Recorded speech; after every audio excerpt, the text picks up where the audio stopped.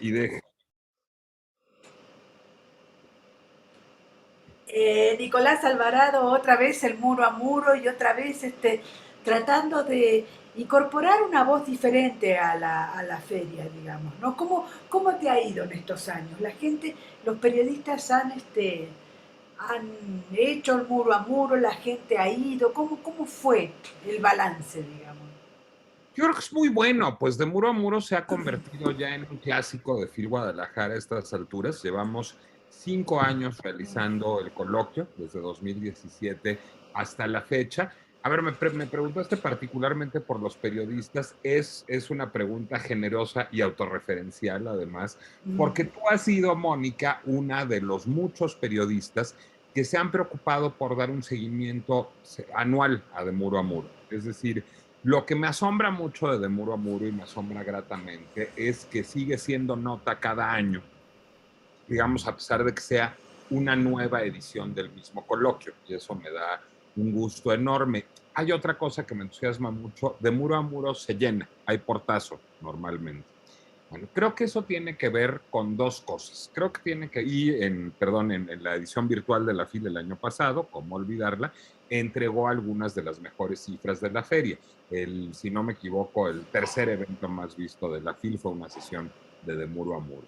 Entonces, ¿qué creo que tiene que ver con eso? Tiene que ver con una intención de Muro a Muro de tomar el pulso a, digamos, el zeitgeist, para decirlo pretenciosamente, tomar el pulso a qué se está discutiendo en el mundo, a qué nos preocupa más en el mundo cada año y a partir de eso, digamos, fijar agenda y plantear preguntas. No es un coloquio que busque dar respuestas muy armadas, atadas con un lacito para que todos nos vayamos tranquilos a casa, sino es un coloquio que busca plantear preguntas para que todos nos vayamos pensando y discutiendo a casa. Yo ahora estaba precisamente haciendo una nota de cómo no leer a Byung-Chul Chul, ¿no? Porque Byung-Chul Han, este filósofo coreano que está tan de moda Uh -huh. con la sociedad del cansancio, qué sé yo, lo que sí me preocupa es precisamente que haya pocos de estos debates, digamos, porque hay veces que yo me siento, ay, bueno, voy a hacer la literatura, la última novela de qué sé yo, y me siento absolutamente ineficaz en la comunicación. ¿Por qué? Porque los jóvenes están volviendo a votar a la ultraderecha, digamos, ¿no? Entonces acaba de ganar en Chile, está todo el tema de Argentina. Entonces me da como una cosa tan terrible de que no se debatan estos temas. Yo te voy a decir que yo veo con enorme preocupación en el entorno político e intelectual mundial un absoluto rechazo a debatir. Y déjame ponerme Claro. en bien y en mal con Dios y con el diablo, y ya luego tú determinarás quién es Dios y quién es el diablo. A ver, fenómenos específicos en nuestro país. El gobierno es un gobierno que descalifica a la oposición de entrada, es decir, que simplemente la acusa de ser malvada por estar en desacuerdo. Pero la oposición solo tiene interés en discutir consigo misma y en discutir a propósito de lo malvado que es el gobierno. Y luego tenemos los movimientos sociales, los movimientos de reivindicación identitaria, que simplemente ejercen, digamos, un sistema paralelo de impartición de justicia en las redes sociales y que deciden que, digamos, no debe pasar por los tribunales porque ellos encarnan el juicio de la historia.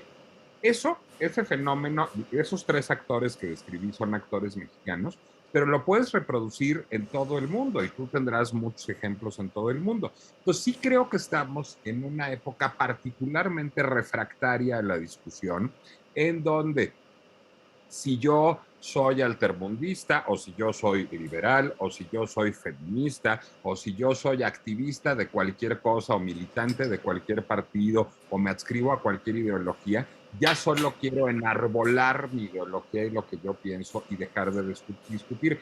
Creo que eso es malísimo para la sociedad. Sí, por otro lado también todo se reduce a una sociedad de consumo que ha impartido también el neocapitalismo, digamos, ¿no? Si como o no como carne, digamos, si voy a tal o cual negocio, eso me lo decía la otra vez un escritor, digamos, ¿no?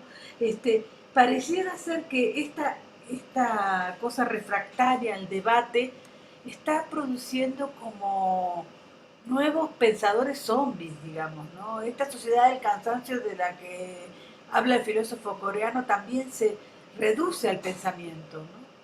Pero a ver, déjame revirártela con uno de los ponentes que vienen este año a De Muro a Muro, con el seguramente va a estar en desacuerdo, pero a lo mejor resulta útil. Ilya Somin es un abogado estadounidense, pero de origen soviética. Su familia llegó muy joven a los Estados Unidos. Y él, en su último libro, que se llama Free to Move, habla de la migración como una forma de agencia ciudadana y de protesta.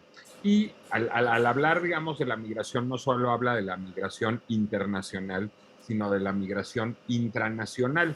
Y le parece tan sencillo, digamos, como vivir en una ciudad o en otra, es decir, abandonar una ciudad y abandonar, digamos, lo que uno puede aportar a esa ciudad como forma de protesta ante su gobierno, o abandonar una tienda como forma de protesta ante sus prácticas. Es decir, lo que sostiene Somin, y es una teoría muy interesante, es que moverse, vivir en un estado o en otro, comprar en una tienda o en otra, vivir en un municipio o en otro, supone una forma de agencia social que presiona tanto a las instituciones como a las empresas a cambiar su actuar.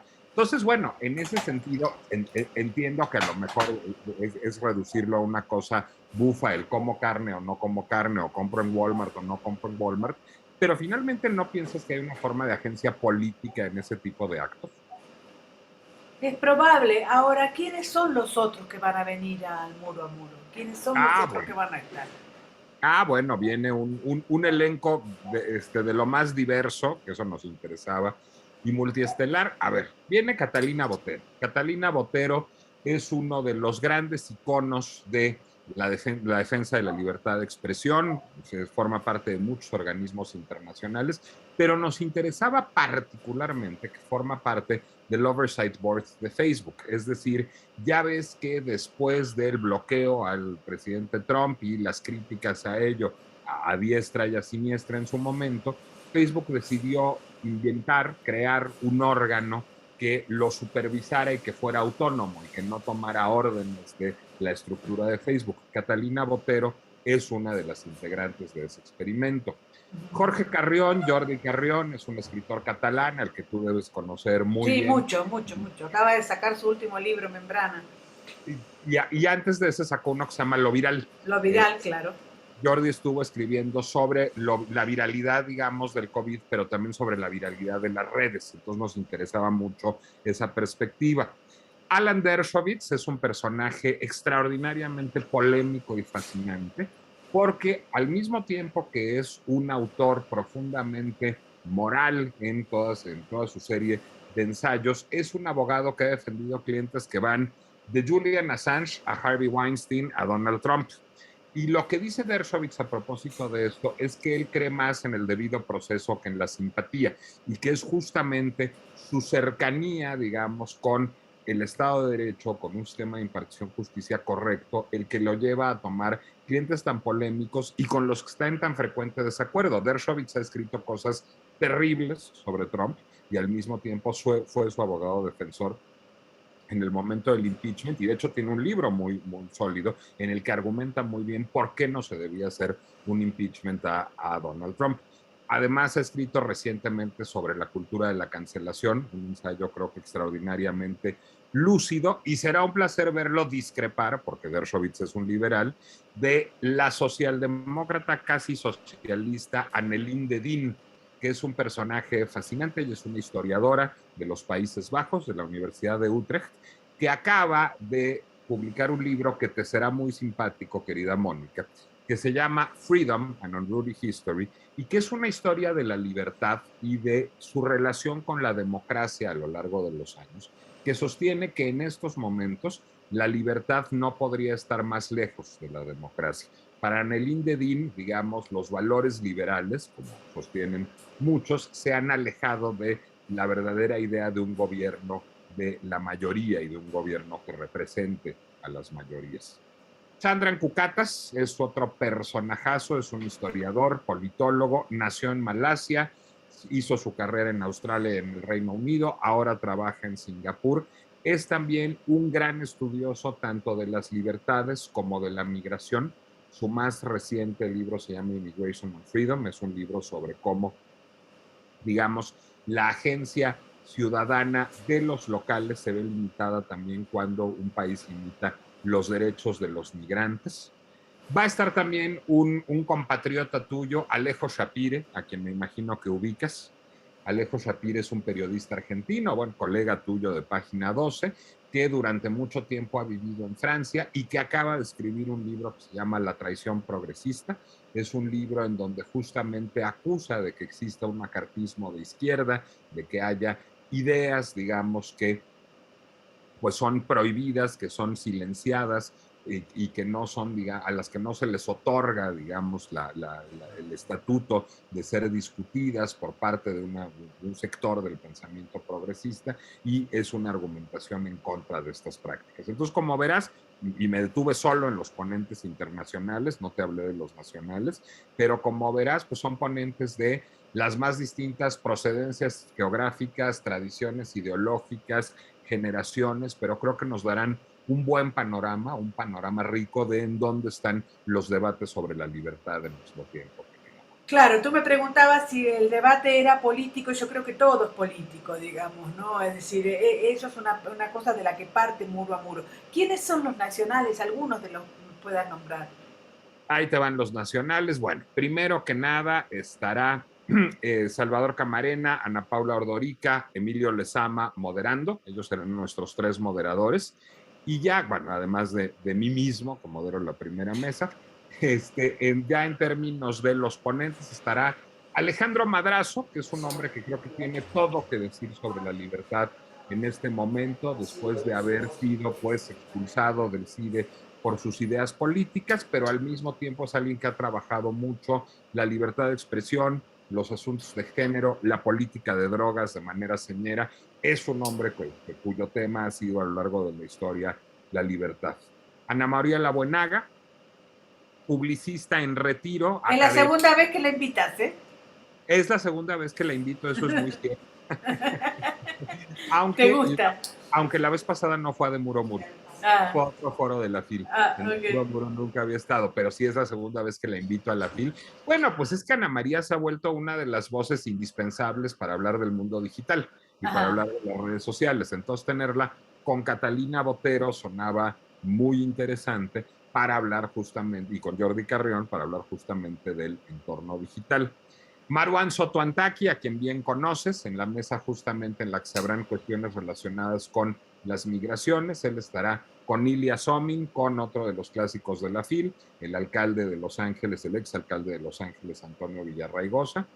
Mónica Tapia, una de las voces más audibles, más visibles y más lúcidas del feminismo mexicano contemporáneo, la fundadora de AUNA, para tener un debate justamente sobre la noción de identidad, y en ese debate también estará Nef Yeya, un extraordinario ensayista, un extraordinario narrador, un hombre además encantador, que conoce mucho del mundo digital, pero que conoce mucho de las migraciones también, al ser el doblemente migrante, al ser un escritor mexicano de origen libanés, pero que vive en Nueva York. Ese es el panorama global de Muro a Muro, Un querido. panorama precisamente muy interesante. Yo creo que va a ser muy buena este muro a muro. Y la última pregunta sería, ¿va a ser virtual? ¿Cómo va a ser? Y, y alguna cosa que tú quisieras destacar desde el mensaje mismo de los organizadores de Muro a Muro.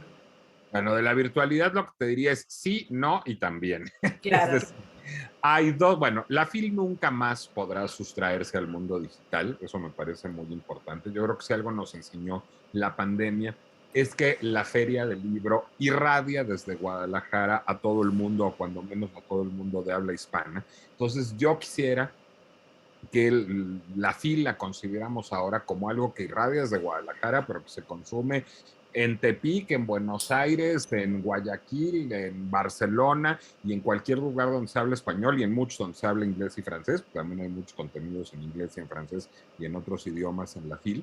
Entonces, bueno, todo se transmite en streaming, todo se transmite en streaming, tanto en los canales de la FIL como en Latinus, con quien hacemos alianza de medios otra vez, y en nuestro sitio, en demuroamuro.mx, también se transmiten todos nuestros contenidos, pero más allá de eso, 2 de las sesiones son presenciales, 2 de las sesiones son virtuales, porque muchos de los ponentes no podían venir a Guadalajara por razones de política sanitaria de sus países, los obligaban a guardar cuarentena 15 días y venían a Guadalajara, entonces pues prefirieron no, digamos, bloquear su vida 15 días. Entonces, 2 sesiones son enteramente virtuales, una de ellas subtitulada, y 2 sesiones son enteramente presenciales, pero todas se transmiten por streaming. Y digamos, ya como idea de la feria, pues creemos que justamente es un gran momento para debatir la libertad y para debatir muchos temas. Creo que encontrarás más allá de Muro a Muro una FIL más debatiente que nunca, una FIL que tiene un foro sobre la izquierda y lo que le espera, un foro sobre la extrema derecha y qué representa.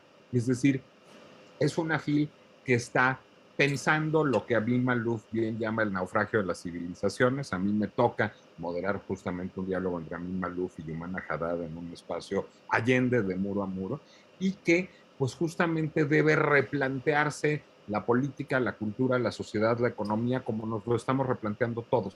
Creo que nos surgen estas discusiones, Mónica, porque estamos en un momento de crisis, de cambio de paradigma, no sabemos a dónde vamos y si algo puede hacer la FIL es alentarlas con algunas de las mejores mentes del mundo y del país. Muchísimas gracias, Nico. Te agarré temprano, me encantó. Mónica, el agradecido soy yo. Un abrazo enorme, gracias. Te mando un besote, chao.